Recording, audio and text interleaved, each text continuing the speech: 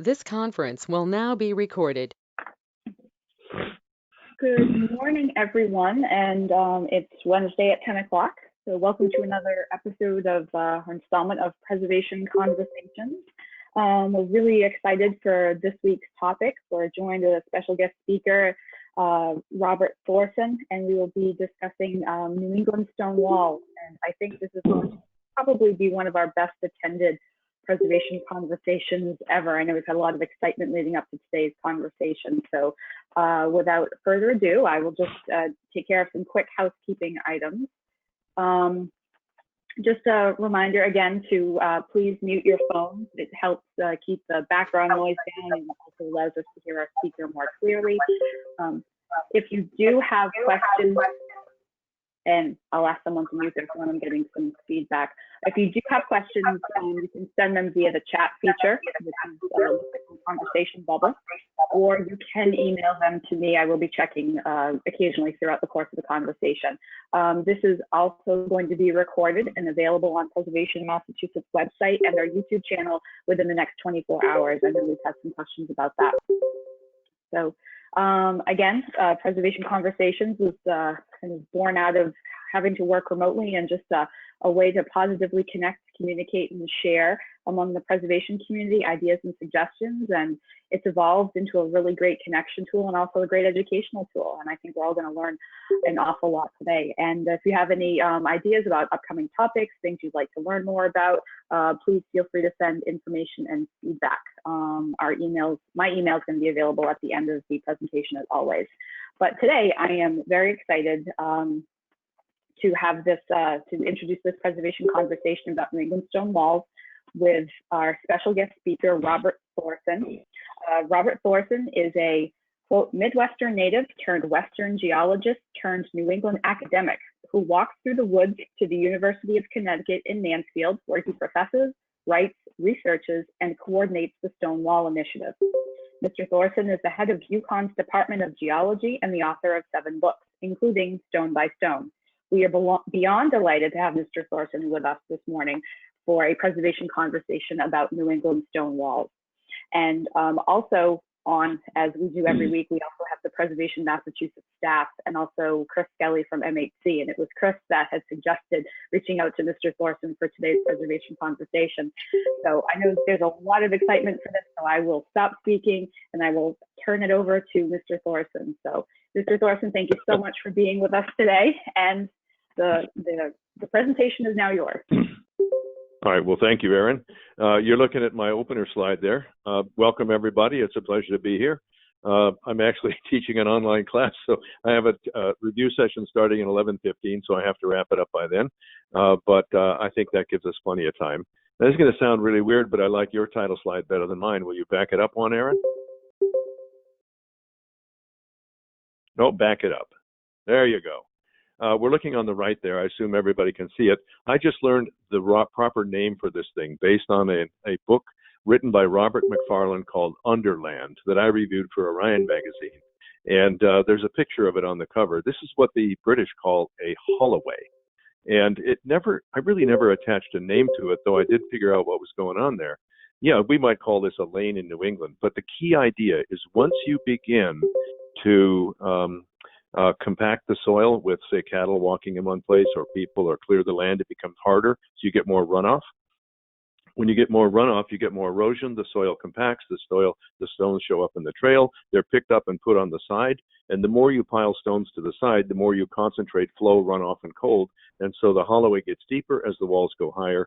And I think we are all pretty familiar with seen in New England where the walls seem a lot higher than the roadbed is lower than the land, and the land is lower than the wall. And it all goes together in one lovely system based on a feedback between land compaction, frost heave, soil erosion, and just humans getting the stone out of the way.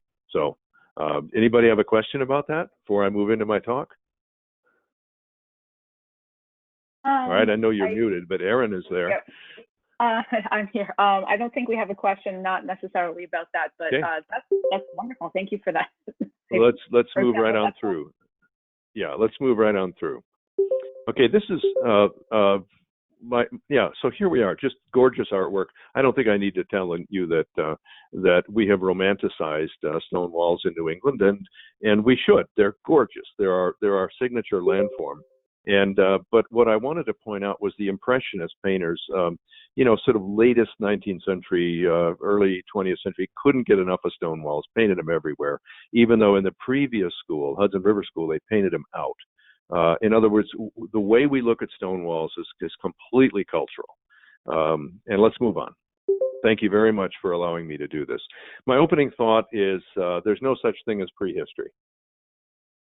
Now let that sink in a little bit, because we're used to using that word. I mean, prehistory is history before written records, I suppose. But as a geologist, our main goal is to work out the Earth system history through time. And so it's all history to us. And history is not in conflict with her story. It's actually the original word for story. And that's the key word, is story. So history is kind of a special story that's actually true, as opposed to myth. So my opening thought is there's no such thing as prehistory. It's one big continuous thing. Natural history, there's no such thing as that, as long as you believe that human beings are natural. So let's move on. Now, talking about these stories, we see a scene like this. I'll just tell you what it is. It looks like paint on a rock, but it isn't. It's a hydrothermal precipitate of jasper. That's a mineral and a rock name that's mostly red quartz. And it's sort of just steamed onto that rock hydrothermally. Now, knowing that, it's just gorgeous. And it goes with the green and the gray, and the jagged goes with the round. Now, there's a story everywhere in this picture. There's a story of the rock. How was the rock formed? Well, there's three different kinds of rock. There's basalt on the upper right, there's brownstone or sandstone on the upper left, and there's granites on the bottom. So there's a story of the rock, and then there's the story of the stone. Each of those stones is broken up from the rock and cast and distributed and shaped and rounded and sorted by people. And then finally, there's a story in every wall. And these three elements are always embedded every single time you look at a stone wall. Let's move on. Now, I use that slide for my outline because I'm partial to it. I think it's pretty. And my outline today, if I get through it, is I want to make a comment that stone walls are the signature landform of inland rural New England. You can have church steeples and town greens all the way to Minneapolis, which considered itself New England West, if you like. Because as we all know, the New Englanders just marched west, from upstate New York and into Ohio, and they just kept on going. And you can find, sugar maples and town greens and church steeples all the way to the west. Wherever New Englanders went, they brought their tradition with them. But you can't find stone walls outside of New England. There's a reason for that. So they've become the signature landform. The key messages I want to give you is that stone walls have three key messages involved in all of them. This is a talk prepared just for today. Cultural messages, there's a bunch of them. Earthly messages that sometimes we don't even think about. And then management messages that I want to leave with you. And before the end, if we have time, I want to look at three national models for stone wall conservation and management. One is national, one is regional, and one is local. And I'm just going to touch the surface on all of this because I really do want to get some conversation going here. Next slide.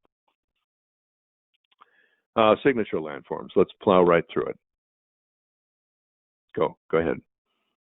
There you go. That's Block Island, taken from Beacon Hill about 1880. It's a non-copyrighted picture, so I use it, but I credit it. Somebody found it in the drawer. Kudos to the historical interest person that found that. There's the tallest hotel on the right and the end of the pier on the left. They're still here. But if you looked at that today, it would be all brush, all trees, all grown back. But that's the density of stone walls on Block Island, and there are lots of places in New England that approximate that. And they're still there, but we can't see them because we've had the forest grow back. Next slide. Stone walls really do bind our regional identity. For one of the talks I gave in Worcester last year, I put a red dot on Worcester, and no, I put a red dot on Worcester, and I put a yellow triangle at the center of the circle. And the circle is 100 miles diameter. So the idea is that within 100 miles diameter, I need to take in Fairfield County, Connecticut on the lower left because there's stone walls everywhere. And I need to get Nantucket in on the right, and I need to get in, the bulk of New Hampshire and Vermont, and southern Maine, where there's plenty of stone walls. And in that circle, all right, that's only 100 miles diameter, is where we have the vast, vast majority of the phenomenon of stone walls. So I like to think of sort of central Massachusetts as the epicenter of a regional phenomenon. And that makes sense. You know, Boston's the capital of the region, so it's only that far away. But the stone walls are an inland idea. Sure, we've got stone walls all over the shoreline, where we've got, you know, piers and wharves and jetties and bridges, and those are stone walls. You know, but the phenomenon we're talking about is that generic farmstead wall in the closed canopy forest all over New England. There is a uniformity there that glues our region together. Next slide. And this is why. The three terms: farm, hard, glacial. Let me expand on this just a little bit. This is a key question. You know, why are stone walls everywhere in New England and yet really not that common elsewhere? The answer is you can find stone walls everywhere else, and every other state has at least one stone wall somewhere. I mean, but they have. If you're outside of New England, the goal is to explain why the heck is there a wall here. But if you're in New England, in that circle, and you don't see stone walls within a 10-mile radius, you know, the question is, why are they not here? You know, so they really identify the inland region here, and there's three reasons for that. First, let's go to the blue. You need to start with hard rocks. If you don't have hard rocks, the glaciers just crush up the stone, and you just don't get it left. So we've got hard, you know, granites and high-grade metamorphic crystalline rocks, and glacier picks them up and just can't quite crush them fast enough.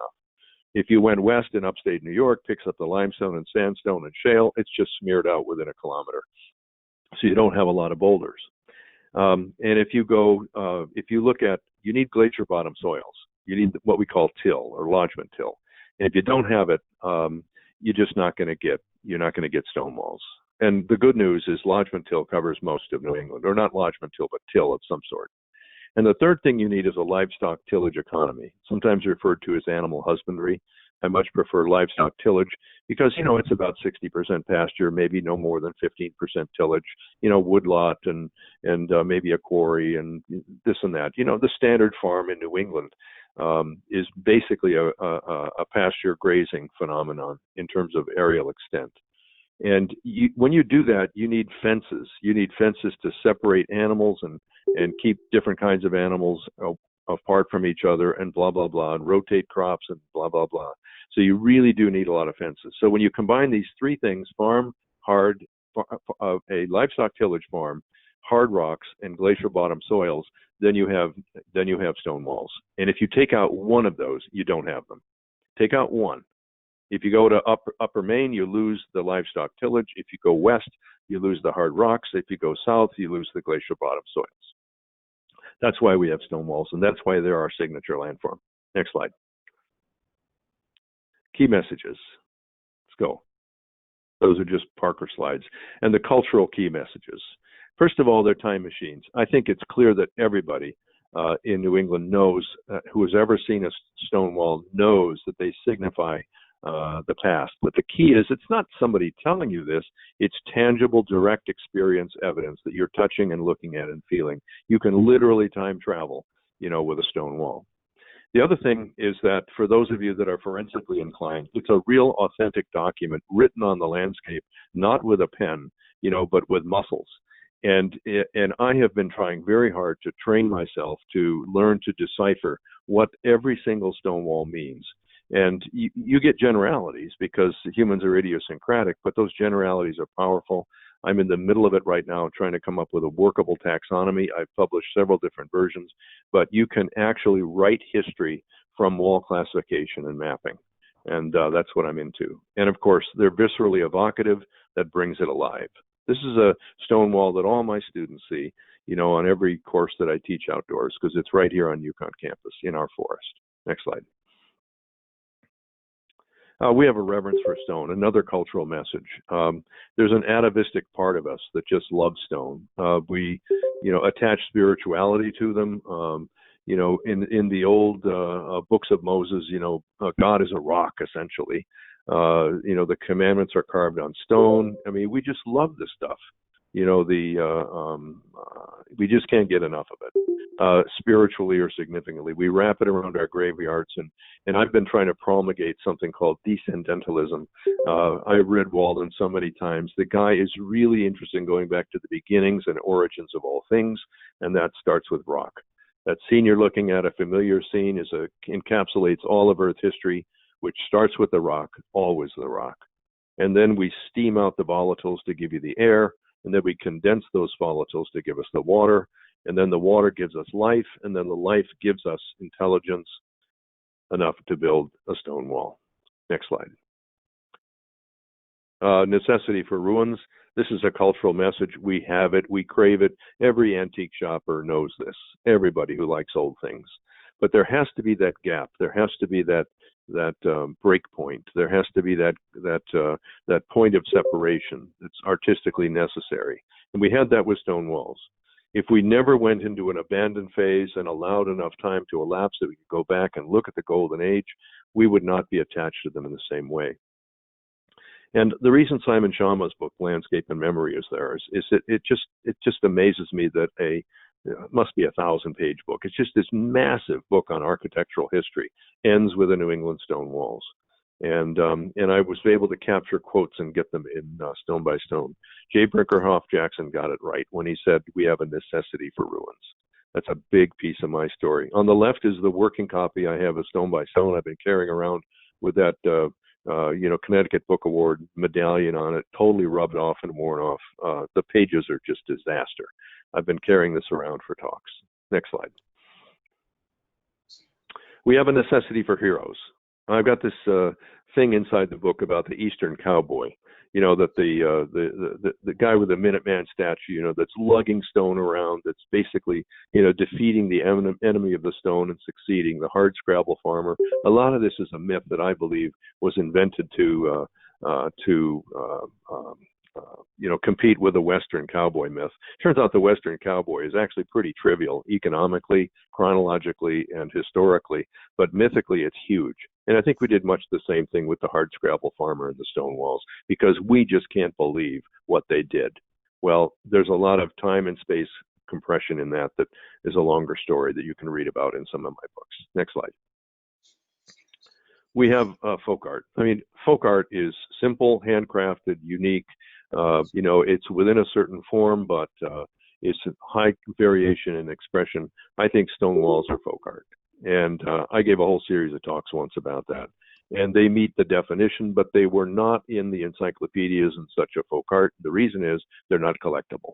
They're just too big to fit in a museum. But I think that stone walls are folk art. And I'm not the first one to suggest that, but I'm really into that. They're idiosyncratic to the max. Every single one of them has an expression of the mind of the person who was building it. And there's no way you can avoid that. Next slide. Mary Oliver has a poem called Knife, and Robert Frost has one called Mending Wall. They nailed it. They nailed the phenomenon. And I just want to make sure that you know that the literary types, to remind myself that the literary types have been paying attention to stone walls in a huge way forever, and I think you know that. And they can actually really nail it if they understand them. Next slide. And native sacred stones. There are no doubts Native American sacred stones and sacred motifs and sacred sites on the landscape. However, there's this enormous controversy now over whether or not stone piles are, sacred or not, or whether they're just rubble piles. And it's a very, very complicated problem. Not able to solve it here, and who is to decide? We're not sure. It's a very complicated phenomenon. That's an image from our first book, Stonewall Secrets, published in 1998, and the painting is by Gustav Moore. That's a Smithsonian notable book. Next slide. Earthly. Here's some earthly messages you may not have thought about. Now, you could argue this is a stone wall, but the fact is they're completely natural. It's from Finnish Lapland, and these are sorted circles and sorted polygons that behave naturally. I think this is a pretty good model for how we ended up with stone walls initially. Yeah, they're good boundary markers. Some are good fences. Some are built for show. But the vast majority of ordinary, pedestrian, standard, generic, not exciting stone walls are basically, piles of refuse stove, then made useful on the edge of what used to be wooden fences. And here we have a sorting of stone in a completely natural process that's basically physical. And what I want you to do is think of humans in the same way you'd think of ants or beavers as ecosystem engineers. We're doing stuff for the land. We're not necessarily doing it, because we have a plan. It just happens. Now, that's a decent. We could go on and on, but let's just move on, or I'll get in trouble. Next slide. Humans. On one of these pictures is frost polygons from the Arctic, and the other one are a pattern of stone walls in Petersham, Mass. Yep, the one on the right is the frost heap polygons. That's a natural pattern. And the one on the left is stone walls in Petersham. Next slide. The physics. If you read Stone by Stone, there's a half a chapter in here. The basic idea is that when you clear the land, you change the microclimate. When you clear the land, you change the physics of the soil. So basically what happens is that an exposed field is colder, all right? And a trampled exposed soil, losing organic matter, is much more conductive to frost. This will inaugurate frost heave, bringing up stones that haven't seen the light of day in 15,000 years. And then once you bring them up, the runoff will wash them clean in the spring, so that you see them appearing magically. That's a standard myth. Are stones Yankee potatoes? Why do they keep growing? You don't know how many thousands of times I've heard this. There are straightforward explanations to those phenomena.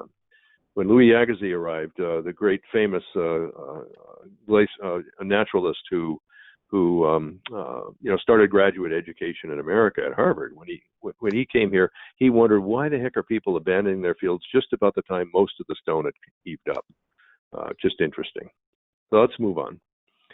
These are the physical things. An invasive peak weed forest. I want you to think that human beings going into a landscape that has never been cleared before, you can think of humans as sort of modifiers and invaders. There's no negativity or value judgments here. We're just new in the same way that an invasive species is new.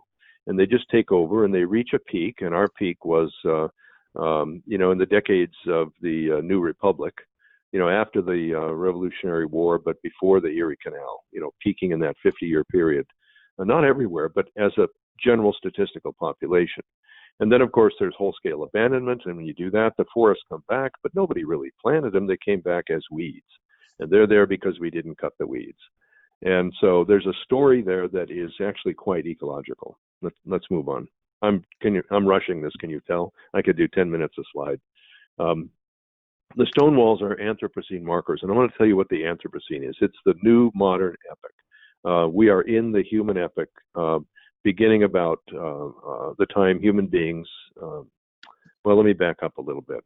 We're in the human epoch. Human beings are the dominant agents of geological change on the planet. We move more stone than the sum total of all glaciers averaged over the last 2 million years, and more than all rivers averaged over the last several million years. We are causing the motion and movement of more material mass than anything else, not to mention the novel radioactive chemicals and the synthetic chemicals, and the forests and the ecosystem transformations and the sixth extinction and blah, blah, blah. Human beings are the thing right now in terms of earthly change.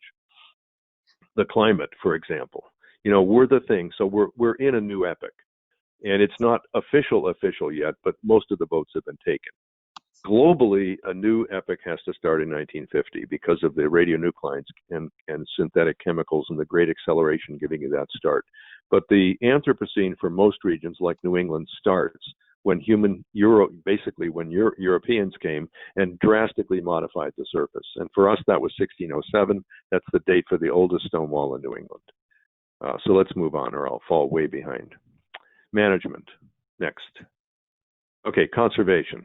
I strongly recommend immediate conservation measures for stone walls. There's some, but they're not very strong. They're getting stronger. They're at the town level, the county level, the state properties, blah, blah, blah. I'm working with Minuteman National Park right now to work on that.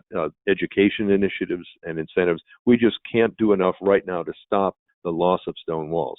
The good news is we're losing them slower than we used to. Next slide. The definition. When the lawyers get involved, we really need to have a definition, and it's not so simple. I've been working on this, and I've got a definition I'm finally comfortable with. Stone walls, first of all, are made of stone. Look in the upper left. The second thing, stone walls are not just giant single cut pieces of rock. Okay, stones are fragments of rock, so I'm also including granularity as part of the definition. In other words, a stone wall has to be made of stones, plural, rather than one single big rock slab. Second, stone walls have to be continuous. You can't have gaps in them like the lower left. That's a stone row. Stone walls have to be elongated. A conventional ratio I'm using is 4:1, but that's arbitrary. And you can see that the thing right in the middle bottom there, you have to have an elongated concentration or it's not a wall. That's not a wall, but if it were elongated, it would be. And finally, walls on the right have to pass a minimum height requirement. If they are, if there's stone sitting on top of stone, that's high enough. And if they're just single larger blocks like that, then it has to be knee high. And again, it's arbitrary, but we need a definition. Next slide. Taxonomy. I'm really working on this. I've defined the stone domain. That's everything. Okay? That's everything made of stone that is essentially historic. And I'm just going to use that loosely. That's out there in the woods. The leather is gone, the cloth is gone, the fiber is gone, the wood is gone, most of the things are gone. But the stone is there because it's durable. And that's the stone domain. And it has 4 basic classes within it.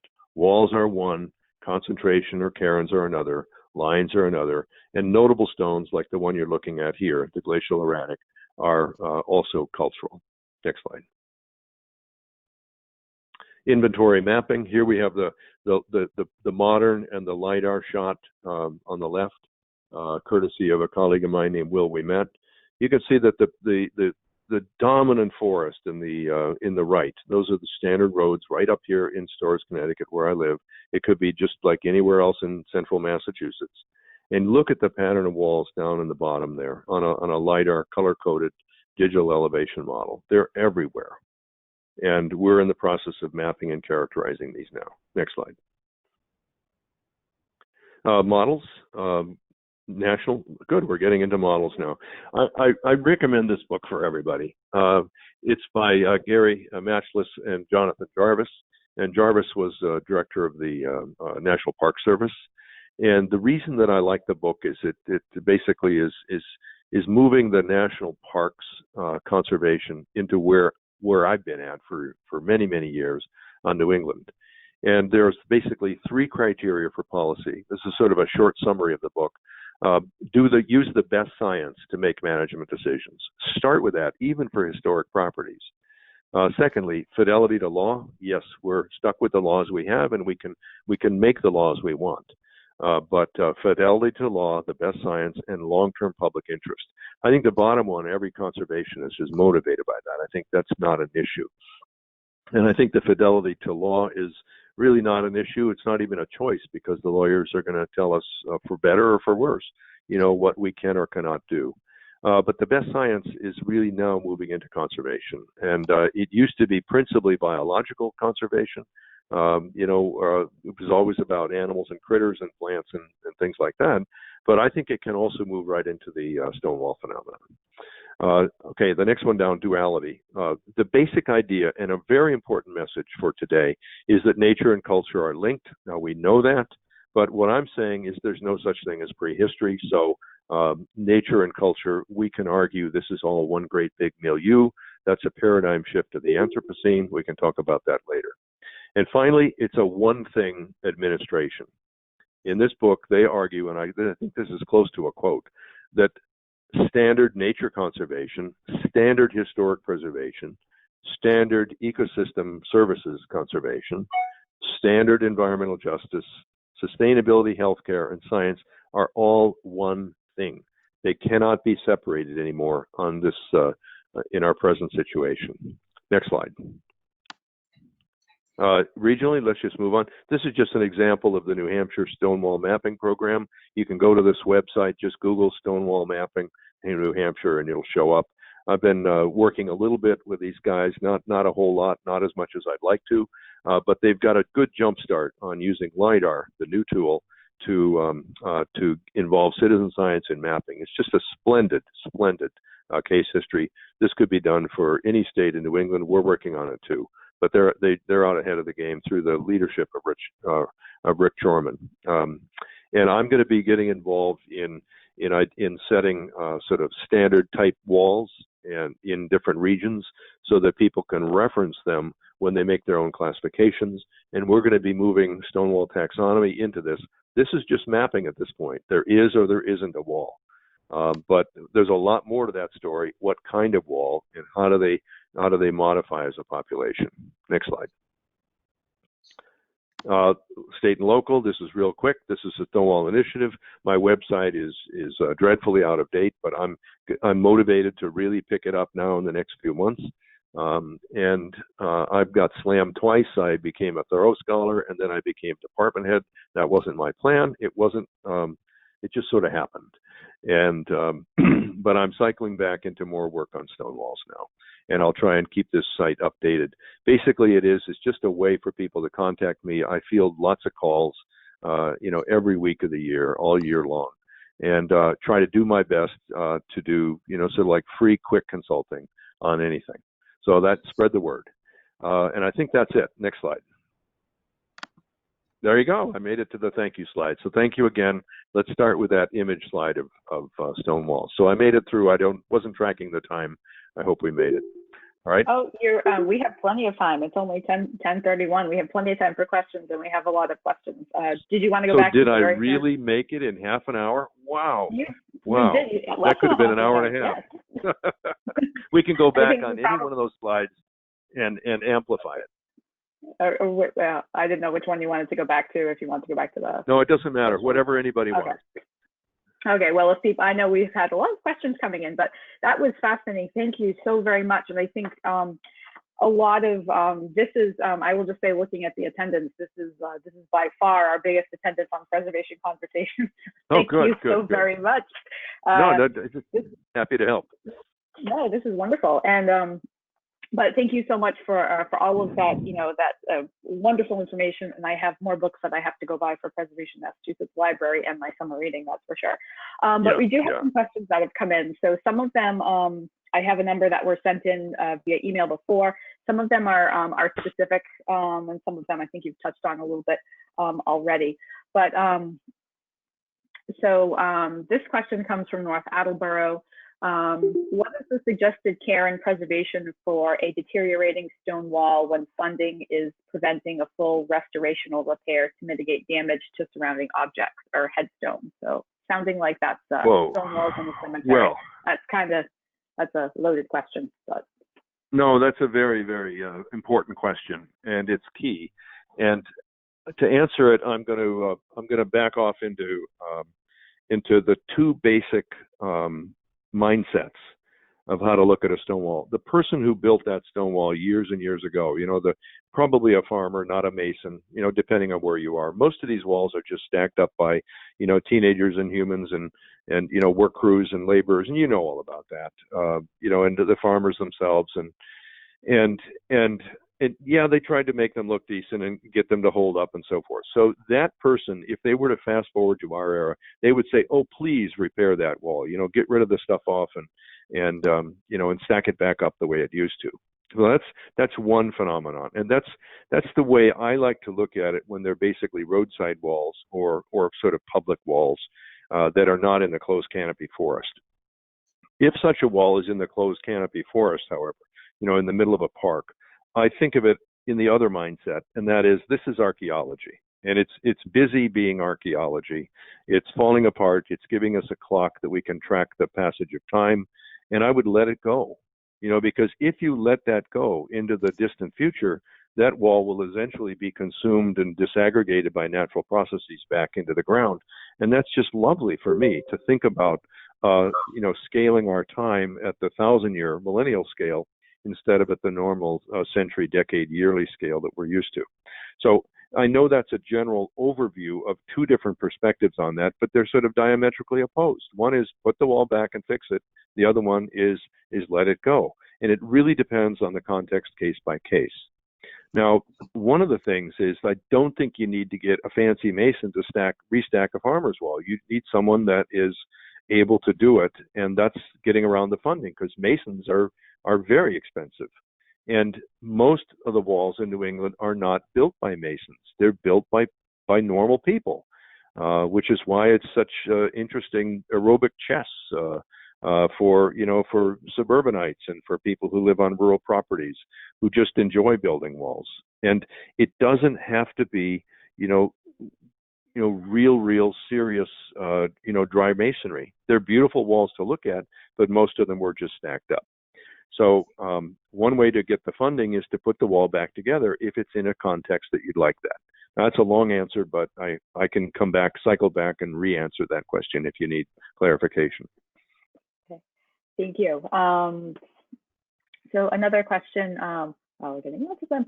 How would you explain the incredible and tight uncapitalized walls in Thompson, Woodstock, Pomfret, and Brooklyn, Connecticut? They're amazing and well maintained. So I would say I would not say that there's a particular breed of wall builders or a particular cultural style or a particular financial motive for building those walls. I would say it has more to do with the stone. And what happens is that it's the hardest stone to build with are bowling ball shaped stones, just rounded granite boulders, for example. The easiest ones are book shaped and tablet shaped because for a lot of reasons. First of all, a tablet shaped stone pays for itself. It's easier to move it to the edge of the field, and it's way easier to stack, and it's way easier to work with, and it's way more stable than any of the more rounded versions. That just goes way back to thermodynamics. And so I would argue that if you're looking at it farm by farm, it might be that one farmer, worked harder to make better looking walls than someone else. But if you're looking at it regionally, I would say follow the trend of the rock, and you're probably gonna see conspicuous differences in stone walls. And one of the things I did in the book Exploring Stone Walls is at the back of that I defined Stonewall Provinces. You know that it's so easy, right? What? I'm sorry, whoever's speaking besides Mr. Thorson, if you could please mute your phone. Thank you very much. Well, I can finish this and then somebody else can come back in here. Is that I've defined what I call Stonewall Provinces. And that is, you can theoretically predict what stone walls are going to look like if you know the basic stone shape, the basic glacial handling, and the basic land use history. And I'm talking regional, at least at the town scale, maybe up to the county scale. And those I consider Stonewall Provinces. And so I think the variation in stone wall over New England has more to do with within that circle, that epicenter circle. I think it has more to do with the nature of the stone than the cultural overprint. I think they're organic phenomena. And when I say think ants, I can cycle back to this. Ants are just, when I was a kid, I used to obsess over anthills. Why do they build them? Why are they so beautiful? Why are they so symmetrical? And the fact is the ant doesn't care. The ant is just getting the sand grains up onto the top, and then if they form a nice anthill, so be it.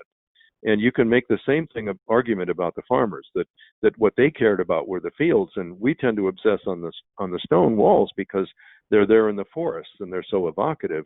But we probably pay a lot more attention to the walls, and the farmer paid a lot more attention to the fields. And so they just had to happen. The walls had to happen, given the placement of the livestock tillage, agricultural, quote, civilization, unquote, that was spread all over uniformly over the region. There, I'll stop there. Yeah. Thank you. I know we're having questions come in fast and furious, but some I want to get.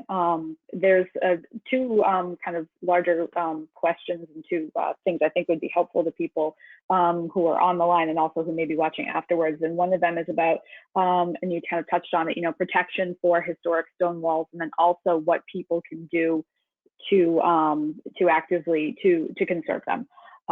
So one of the questions we had was, so what are the best steps that towns, municipalities or other, what is the best, how can we try to better protect stone walls? We have scenic in Massachusetts, we have scenic road bylaws and ordinances, but they're sometimes limited. So what are some ways that towns can actually move towards better conservation, preservation of historic stone walls, active steps we can take? That is a fundamental question. I did put some stuff up on the Stonewall website under management that you can find it there that I've learned over the years.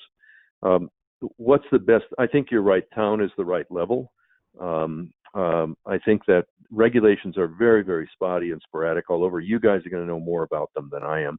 I know that they've that the state of New Hampshire upgraded its laws a while back. I think Massachusetts did too. I can't keep track of it because it's a whole different sphere.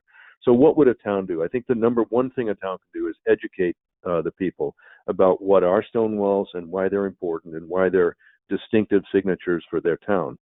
I mean, towns have different stone walls. I mean, Concord, Mass has very different stone walls that are native that are there than the towns to the west. And the reason for that is that there's more bouldery stone walls in Concord, and that's because you're right in the middle of the subglacial Merrimack River. If you go to the west, you get a different pattern of stone walls. And so those town-by-town pride or town-by-town identities, are in the stone walls if they pay attention. The second thing is that stone walls, if you go back to Emerson's idea that somebody may own this farm or that parcel or that lot, but nobody owns the landscape. That comes right out of Ralph Waldo Emerson in nature. And so if there was an education pattern, there'd be more concern for the preservation of stone walls, and then ordinances would be more likely to pass. And I think tax breaks really matter. And now is not the time to talk about municipal or state tax breaks, but the fact is that those incentives really, really matter. Treat stone walls like you would any conservation issue, and give easements and give give credit and give oversight and put them on the Conservation Commission agenda. So that's what you could do, and then have a town ordinance and let it be distinctive of your town. And you will differentiate roadside walls from interior walls, from private walls, from park walls, and set an example in the town, in your town parks. And then hope that you don't lose stone walls, while you're setting examples. I'm quite optimistic because I've watched it a lot better. Let me just say the number one thing you could do is go to lawn and garden supply centers, and if you don't see stone walls, stone with lichens and moss hanging on them, if they're not, don't strip mine stone walls to feed modern stone walls. It's like taking an old wooden antique apart, to build something new. Just don't do it. And I think there can be a sense of public concern and awareness. Don't buy strip mine wall stone. Don't buy it. That's an opinion. I don't own the land, but that's my recommendation. I'll quit there. Thank you.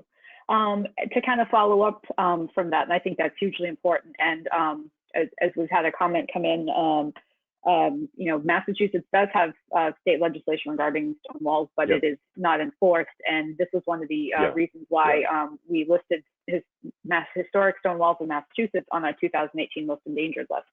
Because it really isn't much that there's not much enforcement at the state level. But what are some basic steps what are some basic steps that real people in quotes can take to conserve their stone walls? Like if they're on their property, if they have a piece of property with stone walls, restack them, kind of like we were talking about, cut back grass seeds, or what would be considered basic maintenance for stone walls? Basic maintenance is first with your neighbor. If your wall borders with a neighbor, have that conversation really early before one neighbor does something to a wall that the other one doesn't like. Just preempt that conversation with your neighbor. The second thing is the basic question. Is this a wall that is mostly architecture that you want to show on a roadside or in a garden entryway or something like that, or is it mostly a wall in the woods being archaeology? And the answer for the second one is just leave it alone. because if the closed canopy forest comes up, the destruction of the wall rate goes down, because the chief destroyer of the wall in that transition zone is all the ivy and all the roots and the saplings. When they have access to sunlight, they really are vigorously tearing apart stone walls. Once the canopy rises and closes, and you shade out all that vigorous, bramble undergrowth, then what happens is the walls start to disintegrate, much, much more slowly. And that's when they're the most beautiful. In fact, this is going to sound really weird, but there was a psychological window that was perfect right around the early 20th century, because when farmers walked away from their walls, farms in the mid whenever they walked away from the mid 19th century on, they were there and plenty visible. But within 20 yards, or 20 years, 30 years, you couldn't see the walls anymore because of all of the weedy growth coming in. And then you couldn't see the walls because they're covered with bramble. And then when the canopy closes, now you can see the walls again. And so there's like a 1 generation delay there in wall appreciation. And it has a lot to do with that natural succession. So if you have tumble down walls in the closed canopy forest, chances are a lot of that tumbling happened early in that phase, and it's not falling apart as fast as you think it is. So let it be there to be archaeology. But if you have a roadside wall or an edge wall or a more of an architectural phenomenon, then I would say repair it. And if you can't repair it, with basically trained, there's many manuals on how to build your own stone walls. If you can't do it on your own for some reason, then hire someone, but don't put in one of these mosaic, weird patterned stone walls. There, I'll quit there. I know you got a lot of questions. I don't want to go on forever. That's okay. This is wonderful. Thank you so much. So if a stone wall was built with mortar, is it still considered a stone wall? And I guess I would say, Sure. Historic. Yes, I mean, that's the familiar wet and dry stone wall. And I'm actually happy with the way the mortar is disintegrating and coming apart. A lot of stone walls were built as, well, this is a long history here. Yes, they're stone walls. They're not dry stone walls. The standard term is dry stone and then something else. And a dry stone wall doesn't have mortar. But a lot of dry stone walls are capped with cement near the top, and that's just to keep people from stealing the top stones. To me, that's still a dry stone wall that you're just trying to guard it and protect it and glue the top layer down. But a truly mortared wall, I mean, you can be faked out in a lot of places. A lot of things that are really that I thought were, comes from some projects that I've worked on. We thought they were dry stone walls, but there was a bead of mortar right in the middle of them that nobody could see that was holding it together. And when that came apart, the whole wall fell apart. Another thing is that mortar isn't going to last. So if you're thinking on long-term conservation, give it a century, that mortar bead is all going to fall apart. And then those leftover residual pieces will become stones used to build into a wall. It doesn't work. I've used the analogy of periodontal disease, the recession of the gums. The same thing happens with mortar, because stone and water are acidic and mortar is alkaline, and there's always a reaction and it always falls apart. Now there's new fancy, material science style mortars that are much stronger, but traditional mortar is going to fall apart. Here, I'll quit there. Okay, great, thank you.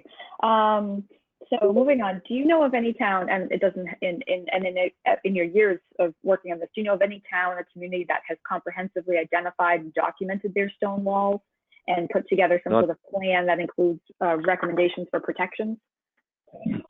Not to date. My guess is that somebody has, and I just don't know about it. There's 169 of them in Connecticut alone. Towns and oversights, and if one had done that and somebody didn't tell me, I wouldn't have known. But I haven't run into one that's comprehensive. But that's the goal. That would be the goal and now, I mean, when I started this work, we didn't even have GPS, and then now we've got LiDAR, and LiDAR is a game changer. If you go back to the slide that I began with, that's in Guilford, Connecticut. That's a colorized. Oh, you're fast. Well, if you go all the way back to the beginning page, I just pulled that off a talk I gave in Guilford Land Trust. And let's just keep going. It's the very first one. There it is, right there. Now this, I colorized that a little bit just in a PowerPoint, but you see the square patterns there. These are walls in very rugged terrain just showing up, on LiDAR that sees through the trees. And the combination of having LiDAR and having powerful GIS, geographic information systems work, and having some volunteer crews. This is labor that, these are jobs that don't cost much, just to ground truth stone walls. Just mapping them would be important. Now, what I'm trying to do is move to the next level. I've got papers in the works that are in submission stage on the taxonomy. Once you get the map, then you can go back and classify them and begin to tell a story. But mapping is the first step, and LiDAR is a godsend for that, because you can see right through the trees. And so you could literally have someone map all the walls in a town, but the next step would be to ground truth them, that they are actually there and you're not looking at something else. And then the next thing you can do is start, using other layers. Are they on private or public land, and blah, blah, blah. And then you could begin to write regulations based on where they occur and what state they're in. And we're just getting started on this right now, but mapping is the first piece. I do look for, really nice town-wide, hopefully statewide regulations, but that may be a long time in coming. There, that's it. I know we have, I know one of our preservation circuit riders who's on this call has been very interested in the stone wall, trying to find more about the stone walls in the property that he owns in Western Massachusetts. But yeah. A lot of our attendees do tend to come from historic commissions. Stone walls along local roads, typically on property lines between abutting property and public right-of-way. Are stone walls running parallel to public roads typically owned by the town or the abutting private property owner, or both, if they're on a line? Great question. I have been asked that. It turns out it's more complicated than that. The town will, the government will claim that they own the wall, and I can't really comment effectively on it.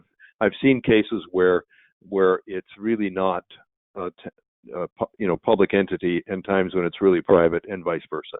But typically, I know of a couple of cases where the state just went in and rebuilt stone walls on a property boundary, and there were lawsuits or complaints or whatever by the private person, and the state seemed to be immune from that. But I'm sure, but that's a question for attorneys, not for me. Always questions for attorneys. Maybe we can get some sort of, Jim, maybe we can ask one of the attorneys on our board to have some sort of insight into that. Well, let me add on to that by just saying that I think defining a wall is very, very important, because one person's wall is another person's pile. And, we can talk all we want about passing laws and regulations and ordinances, but if you don't describe the thing you're carefully, if you don't describe it, you're not managing the thing. And what I'd like to say is, and this may sound a little bit crude, but think about the difference between art and pornography. That's a matter of definition, and you know it when you see it, but it's really a hard decision sometimes to define it. And I think you could make the same claim about, stone on the landscape. When do you have a stone wall and when do you don't? I mean, I've seen rubble piles, I've seen rows, I've seen bands, I've seen, all kinds of things that some people would call walls and some people would call them not walls. And the town has to agree on a definition. And I argue that the fivefold definition is a really good one, and that's been published. And it's been vetted in the book Exploring Stone Walls, and it is coming back. I'm submitting it to the Journal of Historic Archaeology. It would have been long submitted had it not been department head, because it was ready to go last summer, a few days short. But I've got a manuscript if somebody is interested, on a confidential look. I'm happy to share that. That's wonderful. And I think you're right. I mean, so much, at least in the historic, preservation field, we look to, well, what is this? What is Greek revival? What is, there are definitions and there are certain criteria that they have to hit. So exactly. I think that's hugely important for us to look forward to. So I think that's really, really helpful for everybody on this call. can you mention your field guide to stone walls, and are there differences in stone Yeah. walls that tell us about adjacent cultivation or pasture land? The standard, the standard. What happened was I published Stone by Stone. It just sold and sold and sold, and and it was and it surprised me. But I had 1,000 Dear Dr. Thorson letters, DDT letters, I called them. It's like, what about this? What about that? And my publisher and my wife and the 1,000 people could have ganged up on me, and I decided to just write a book called Exploring Stone Walls. And Walker published it. That was because the publisher, funded it. And what we did is drive around 30,000 miles or so, 20,000 miles all over New England on back roads and trying to get a sense of the entire thing. And I put together a book that is like a bird book, I mean, the parts of a wall, the way they go together and the habitats and think of it as like a bird book for wall watchers. And the first half of it is basically like a textbook on walls, written in very easy. This is an inexpensive book, and it was designed because I insisted that it be inexpensive. A glove compartment kind of a book, that you drive around with you and have it there when you need to refer to it. The first half is sort of like a textbook, the chronology of walls, the pattern of walls, the material of walls, the nature of stone, blah, blah, blah, blah, blah. And then the second half of it is more regional and touristy. It's more geographic, like the domains of stone walls, tourist walls, blah, blah, blah, blah, blah. So that book was published in 2005 and sold just fine. But then what happened a few years later is my publisher sold out to Bloomsbury, who was Harry Potter's publisher. And they just had different agendas, and they let that book go out of print. It's still available, and it's in libraries around, and it's still a decent reference. I would change a few things, but it's an easy reader's reference guide to stone walls, and I believe that was used by the Leona Kelly Act in Rhode Island. It's a statewide law on management of historic stone walls, and I think they cited and used that book as a reference for it. And it will be coming back in press in some form or another, in an upgraded and improved version. But some of the things I've been saying here are in there. So that's what I can say about that book. It's available, but it's out of print. But it will be coming back somehow in an upgraded guide within the next few years. That I think I'll be putting that on our list of books to get. I was already writing that down. And I know we're not going to be able to get to all the questions that we have today, but in just looking at some of them, there are, a lot of this is covered if you try to find Exploring Stone Walls or reading Stone by Stone. I think some of these questions can be answered, and just it's a fascinating read. So just one more question to kind of round it out. There's this one is from Acton. There's a variety of stone walls and other structures, many that are attributed to Native Americans. I know you did touch on that in your presentation. Yeah. And some of them have features that some of the walls have features that don't fit with construction by farmers. Can you elaborate Sure. a bit on the Native American contribution to his stone structures in our region? Well, first of all, there's a couple of general principles. One is, or three really. First of all, is that there's no doubt that that indigenous peoples in New England are modifying stone. They're moving it, they're stacking it, they're building a cairn, they're building an ambush site, they're building a chamber of some sort. I mean, it just would be inconceivable that there wouldn't be, patterns on the landscape that are done by natives here and there. The second thing is Occam's razor, and that's that when you have competing explanations, like it's a stone pile or it's a native sacred pile, you go with the simplest one. That's what science is founded on. I mean, you need to go, if there's competing explanations for something, the one that's simplest may not be the correct one, but it's the one you go with. And the second one is so the burden of proof is really on proving rigorously that these are native structures. I don't doubt they exist, but very few of them are surviving the test of rigorous proof. And the third thing I would say is that is that I have been a consultant on several of these projects, and several in Massachusetts, and I haven't seen certifiable evidence of indigenous people's use on those jobs, and but of course there are in other places, and so I'm deliberately on the fence. It's show me the evidence on the ground, and assertions that are not founded by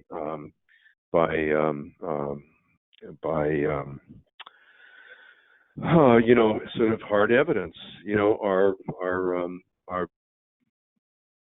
are assertions. And that's okay. If we're going to accept assertions, then we can accept them. It's the culture that gets to decide.